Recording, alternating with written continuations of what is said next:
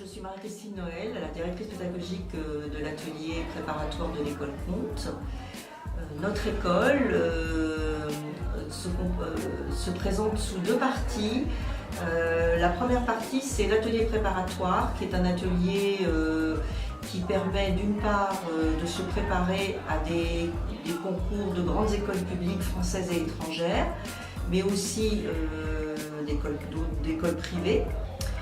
Et également, à l'issue de cet atelier préparatoire, il est possible d'intégrer nos deux cursus, des cursus d'un niveau bachelor, soit en design textile, soit en stylisme de mode, et qui peuvent après aussi être poursuivis sur un bac+5 en master du management du mode de la mode et du luxe. Je vais vous parler plus particulièrement de l'atelier préparatoire qui comporte en fait un volume d'heures de 28 heures par semaine avec des matières générales, qu'elles soient théoriques, pratiques, techniques ou créatives.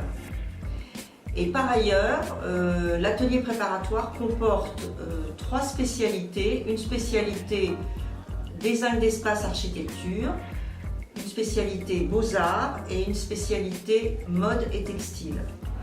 Donc ces trois spécialités ont un volume de 8 à 10 heures par semaine dédié à ces domaines qui vient s'inclure dans les 28 heures de cours par semaine. Ce qui permet déjà de pouvoir, en plus des bases générales artistiques, acquérir déjà des compétences plus spécifiques à certains domaines. Et notamment cette année, nous avons créé la spécialité mode et textile qui permet à certains de nos étudiants d'intégrer directement la première année en bachelor textile ou bachelor mode.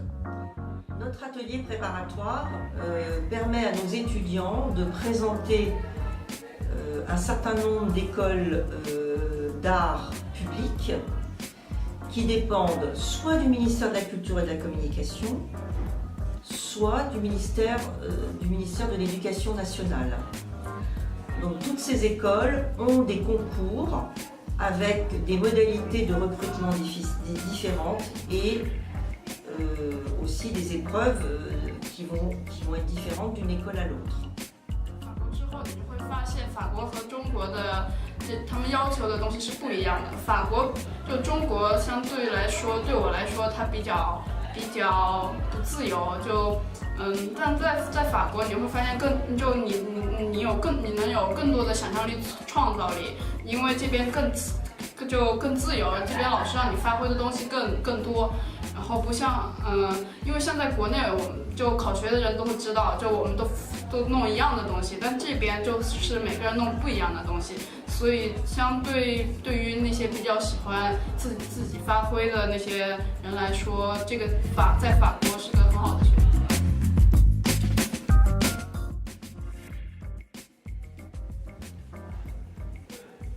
Pour pouvoir être reçu dans des écoles publiques, il faut entre autres montrer un dossier artistique qui est le résultat des apprentissages de l'atelier préparatoire.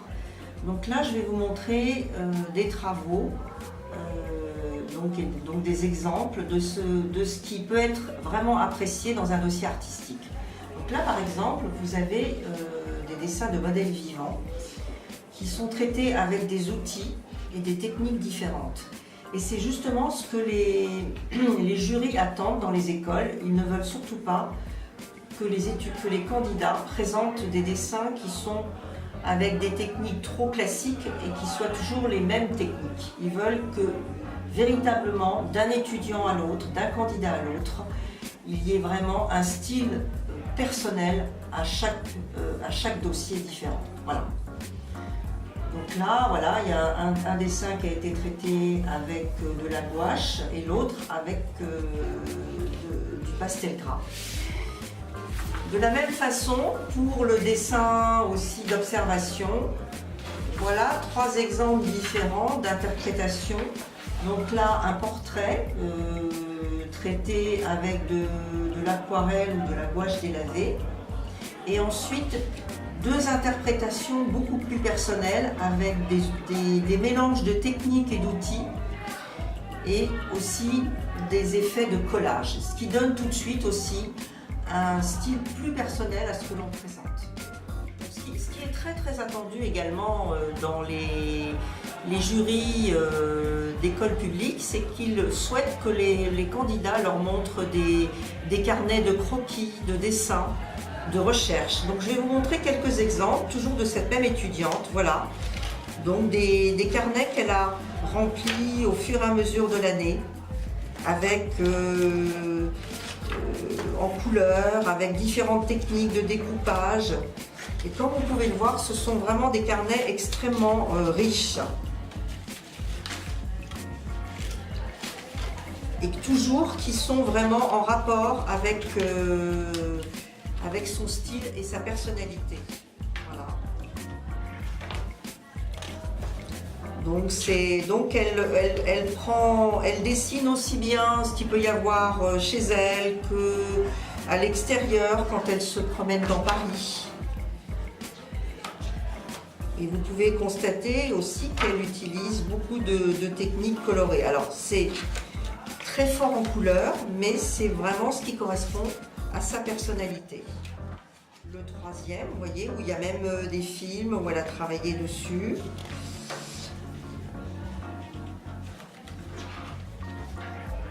Donc voilà, il y a des compositions d'objets,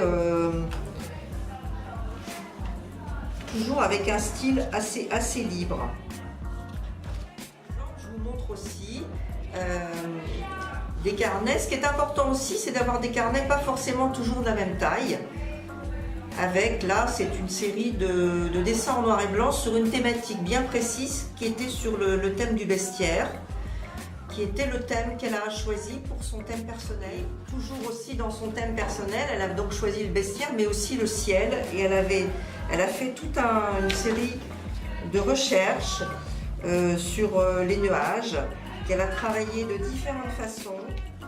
Alors voici également quelques planches graphiques qui sont tout à fait de qualité pour être dans un dossier artistique. Là, c'est un travail sur le thème du jardin et des fleurs. Donc en fait, là aussi, elle a essayé d'expérimenter différents outils pour toujours avoir un style personnel. Voilà. Donc là, c'est un travail en noir et blanc. Là, c'était un autre projet sur un travail sur la typographie et l'écriture avec différents outils, différentes techniques, en noir et blanc et en couleur. Et ça, c'est un exemple d'un travail qui a été réalisé en infographie, puisque ici, au sein de la prépa, nos étudiants apprennent les 2 logiciels préalables à n'importe quel cursus, Photoshop et Illustrator. Donc ça, c'était sur une thématique abstraite, avec des jeux de texture et de graphisme. Donc là, la dernière partie du dossier, ce sont donc des travaux en relation avec un terme personnel que chaque étudiant développe à partir du mois de janvier. Donc là, cette étudiante, comme je vous l'avais déjà dit, avait choisi le thème du bestiaire et du ciel. Donc là, elle avait développé des planches autour des rapaces. Donc là, vous voyez 2 planches qui sont très intéressantes sur le plan de la réalisation. Elle a également travaillé aussi sur des formats différents, c'est-à-dire là, donc aussi encore un oiseau avec voilà, des différentes techniques mélangées sur la même planche. Et dans la continuité, elle a travaillé aussi des planches où le côté hybride en mélangeant l'esprit humain et l'esprit animalier. J'espère vous avoir donné des éclaircissements sur les études d'art en France et les modalités pour pouvoir y accéder. Et je vous souhaite bonne chance.